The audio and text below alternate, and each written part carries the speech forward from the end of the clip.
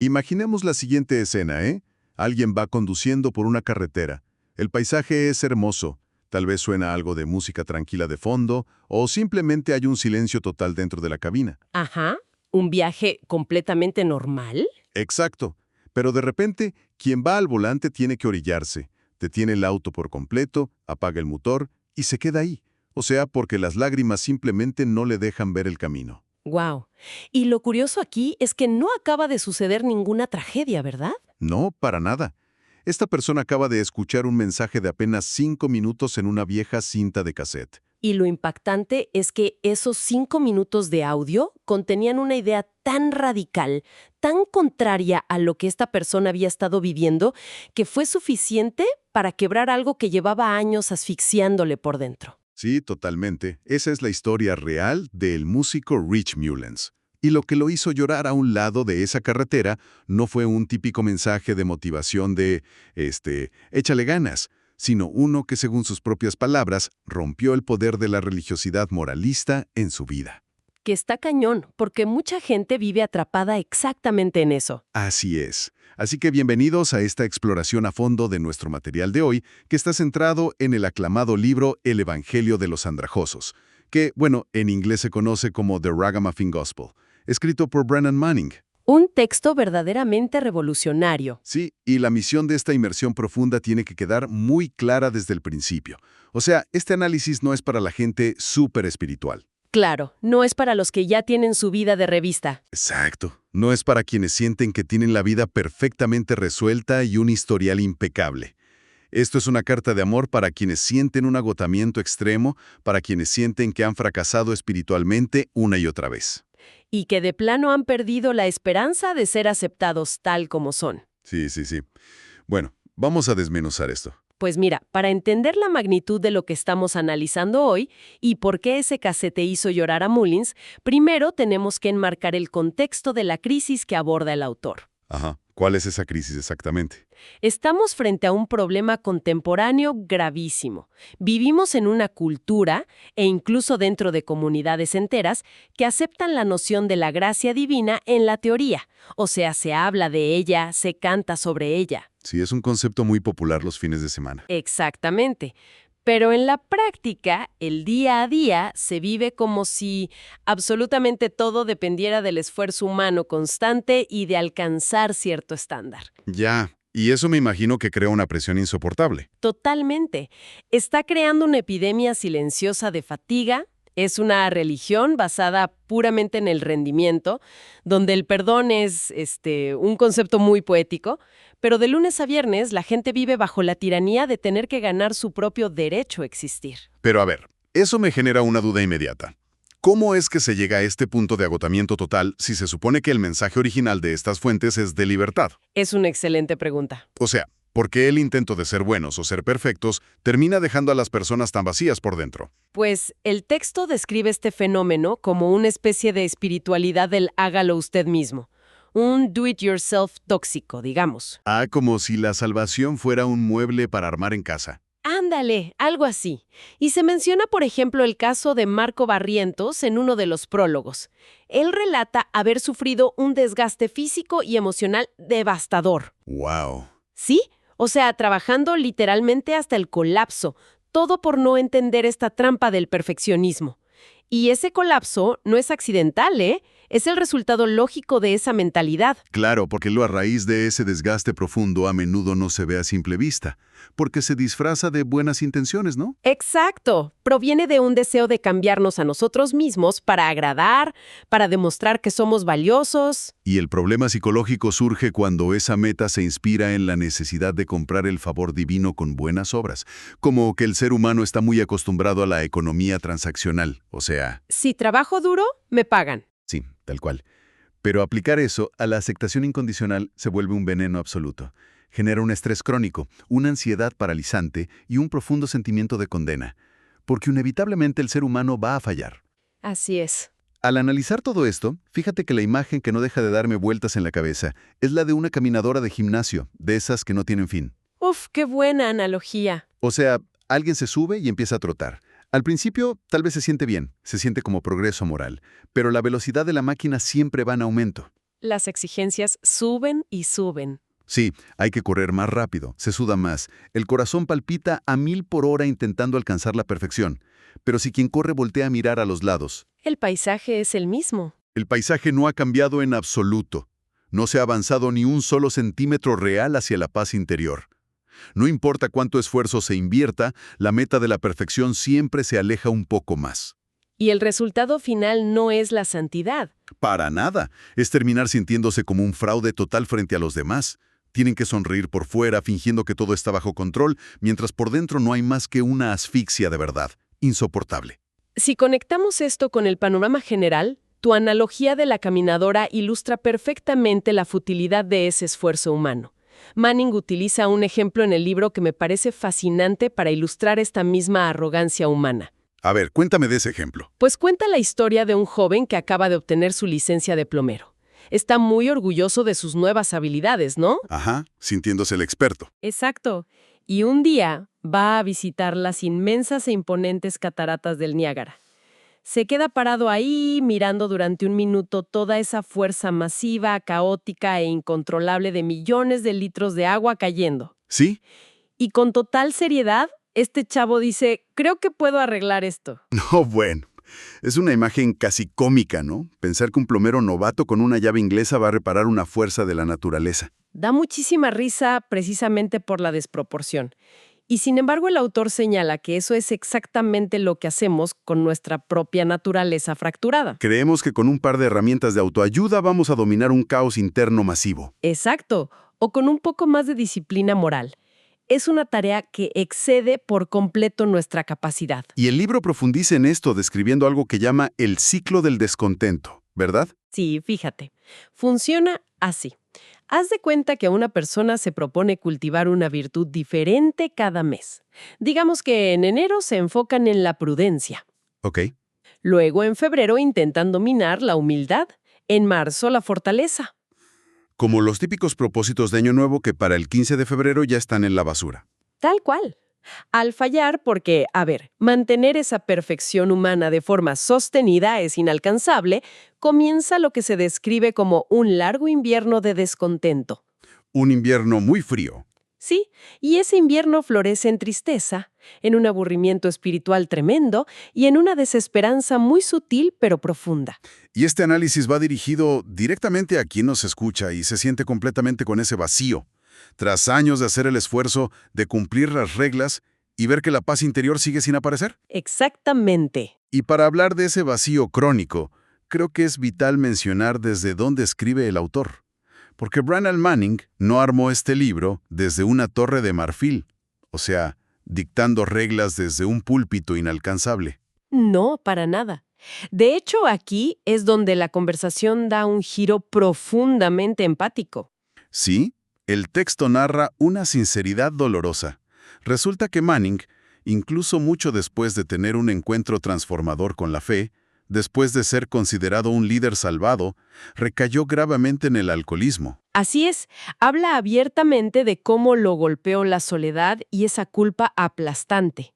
Pero a ver, permíteme empujar un poco la narrativa tradicional aquí, porque el discurso que siempre escuchamos es que, si alguien verdaderamente tiene una transformación espiritual, su vida debería convertirse en una espiral ascendente de éxito inmaculado. Claro, cero vicios, cero recaídas. Exacto.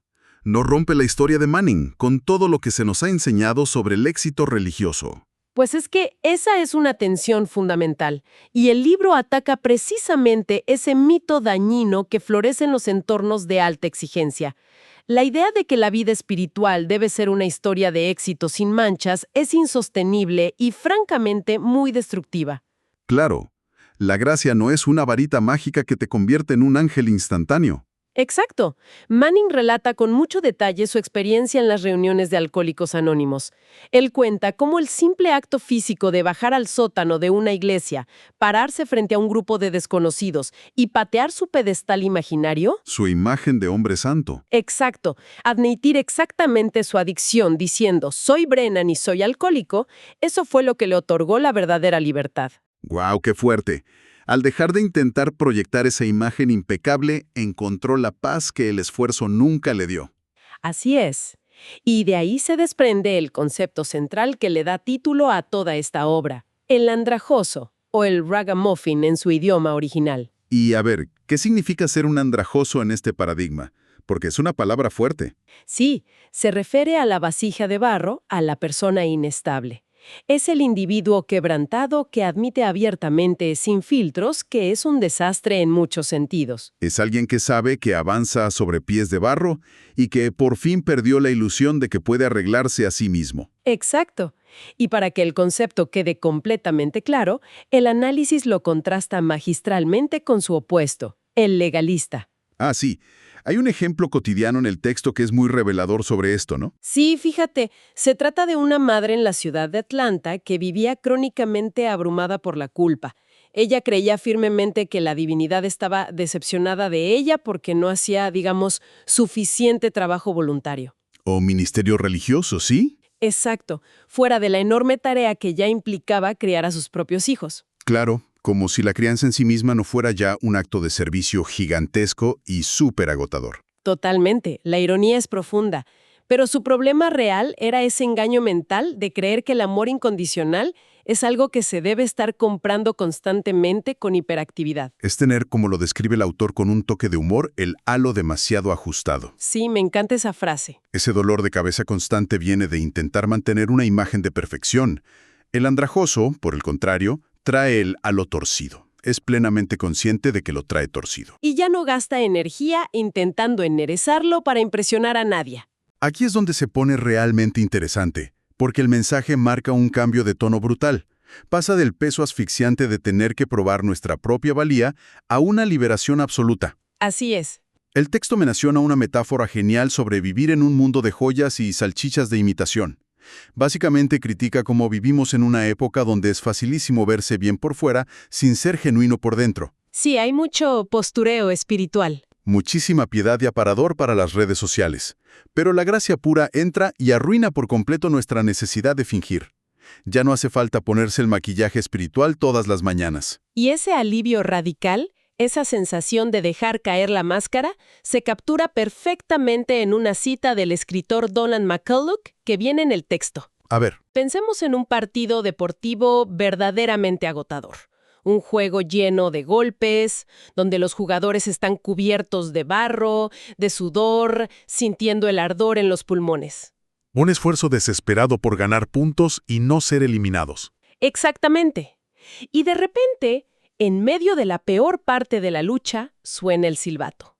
El árbitro detiene todo, anuncia el final del juego, declara la victoria definitiva para el equipo y manda a todos a tomar una ducha caliente. ¡Wow! O sea, la lucha se acabó. Se acabó. Ya no hay que sudar sangre para asegurar la valía en la cancha. Ya no hay que competir para ganar el favor divino. Es momento de relajarse y simplemente celebrar algo que no se ganó por esfuerzo propio. Qué imagen tan liberadora para alguien que siente que lleva años y años perdiendo el partido de la vida. Y lo fascinante es que este alivio no se queda solo en una teoría abstracta. O sea, el autor se asegura de mostrar cómo se ve esto en la práctica cotidiana. Así es, y para eso utiliza historias históricas reales. Una de las más conmovedoras es la de Fiorello LaGuardia, que fue alcalde y juez en Nueva York durante los duros años de la Gran Depresión. Sí, una época dificilísima. Muy dura. Pues un día llevaron a su tribunal a una abuela anciana y frágil.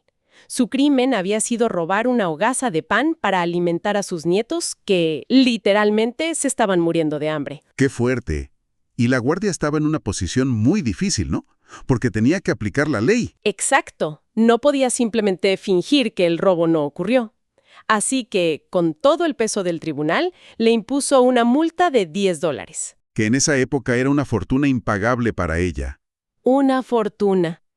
Pero inmediatamente después de dictar la sentencia, la guardia sacó su propia billetera, extrajo $10 de su propio bolsillo y pagó la multa de la mujer. ¡Wow! Y la historia no termina ahí. Acto seguido, multó a toda la sala del tribunal, o sea, abogados, policías, testigos, con 50 centavos a cada uno, por el simple hecho de vivir en una ciudad donde una abuela se ve obligada a robar pan para que sus nietos puedan comer. ¡Qué nivel de audacia! Multó todo el mundo en la sala. A todos, incluyéndose a sí mismo, por cierto. Y ese dinero fue recolectado en un sombrero y se le entregó a la abuela. Ella salió del tribunal atónita, sin deudas y con dinero en la bolsa. ¿Y este evento se usa para ilustrar el verdadero rostro de la gracia? Exacto. Lo fascinante aquí es que vemos un amor y una provisión que excede por mucho la justicia matemática y fría. No se trata de dar a cada quien exactamente lo que merece. Sino de dar abundantemente más allá de cualquier merecimiento. Así es. Pero claro, hay que admitir que aplicar esto en el mundo real tiene un costo social altísimo, porque este tipo de gracia escandalosa choca de frente contra los moralistas. Sí, contra los guardianes de las reglas. El texto cita brillantemente al novelista Fyodor Dostoyevsky para explicar cómo esta gracia resulta profundamente ofensiva para la gente que se considera sabia y prudente. Claro, a ellos no les gusta esto. Para nada.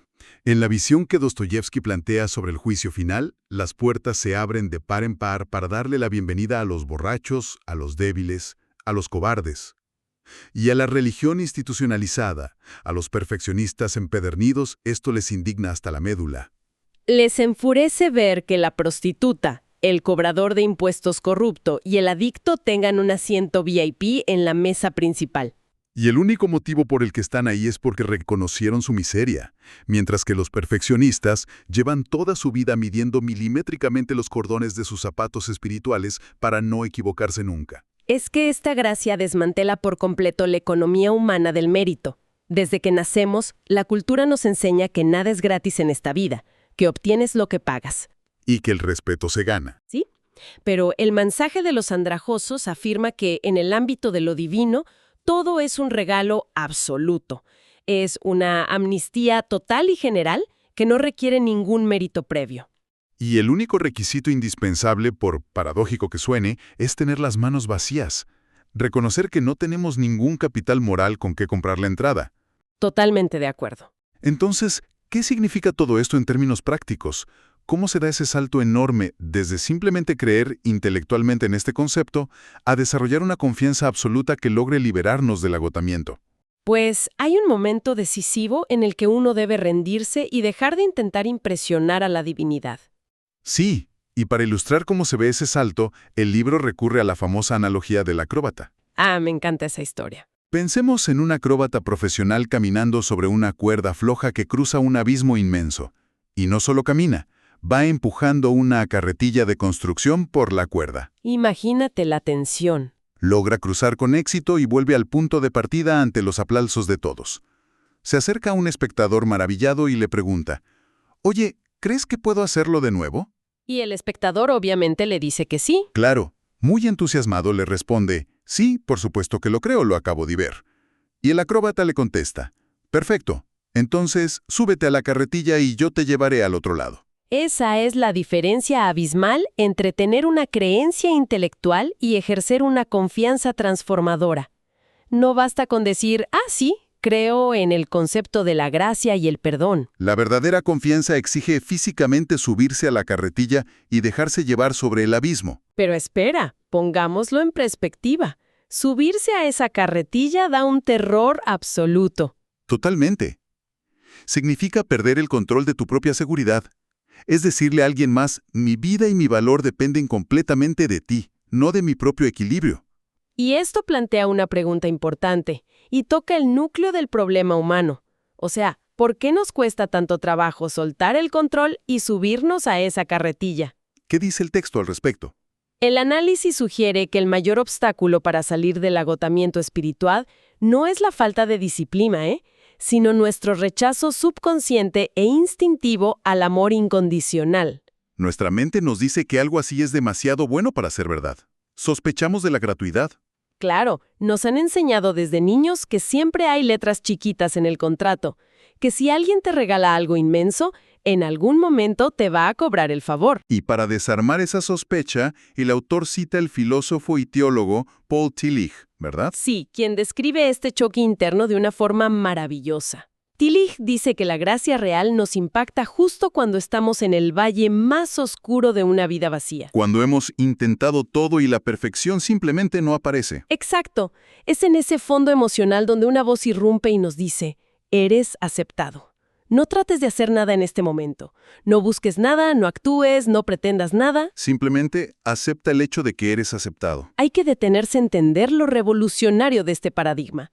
El perdón precede al arrepentimiento. Nosotros no nos arrepentimos llorando para convencer a la divinidad de que nos perdone. ¡Wow! Claro, nos arrepentimos y cambiamos porque de repente descubrimos, con asombro, que ya hemos sido perdonados desde mucho antes de fallar. El perdón precede el arrepentimiento. Eso le da la vuelta por completo a todo el sistema de culpa y castigo que conocemos. Si hacemos una recapitulación verdaderamente empática de todo el terreno que hemos cubierto hoy. Sí, para cualquier persona que esté prestando atención a este análisis y que siente en lo profundo que es un fraude. Exacto.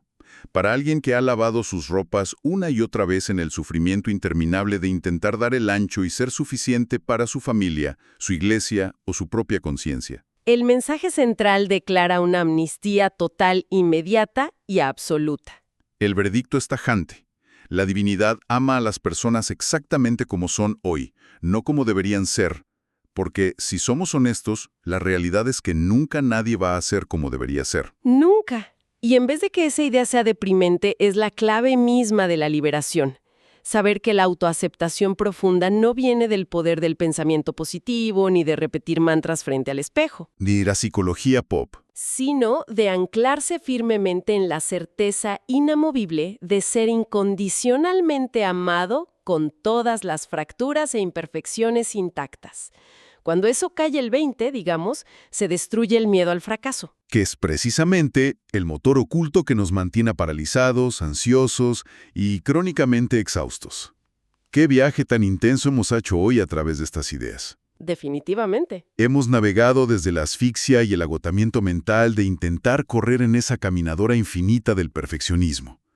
Pasamos por la dolorosa pero increíblemente liberadora honestidad de Brennan Manning al tener que admitir sus propias recaídas. Y bajarse del pedestal público. Y finalmente, llegamos a ese alivio asombroso de una gracia divina que no exige más que las manos vacías. Y para cerrar nuestra exploración, me gustaría dejar sobre la mesa un pensamiento final, algo para masticar durante el resto del día. Adelante. Todo este análisis deja muy claro que recibir esta gracia inmerecida transforma por completo nuestra propia identidad, nos baja del pedestal y nos libera del agotamiento personal. Así es. Pero construyendo un poco más sobre esa misma premisa. Si la verdadera y más profunda libertad llega al aceptar que somos amados de manera incondicional, sin méritos previos y en nuestra forma más andrajosa y defectuosa. ¿Qué pasaría si decidiéramos aplicar eso afuera? Exacto. ¿Qué pasaría si a partir de mañana decidiéramos mirar a las personas más difíciles en nuestras vidas exactamente con ese mismo lente de aceptación no ganada? ¡Wow! Si la gracia ya entró y arruinó por completo la contabilidad estricta y las hojas de cálculo del mérito divino, tal vez el siguiente paso vital para nuestra propia sanidad sea permitir que también arruine nuestra propia contabilidad hacia los defectos de los demás. ¡Qué tremendo y difícil desafío! Arruinar nuestra propia contabilidad y dejar de cobrarle facturas morales al mundo entero. Nos quedamos con esa pregunta rondando en la cabeza. Ojalá que sí. Ojalá esta inmersión profunda haya servido para que alguien pueda, por fin, apagar el motor del auto a un lado de la carretera, bajarse para siempre de esa caminadora infinita del esfuerzo inútil y respirar con un verdadero alivio. Totalmente. Gracias por acompañarnos en este recorrido por el mundo de los andrajosos. Hasta la próxima. Hasta la próxima. Y recuerden que en medio de tanta exigencia, siempre hay espacio para el descanso.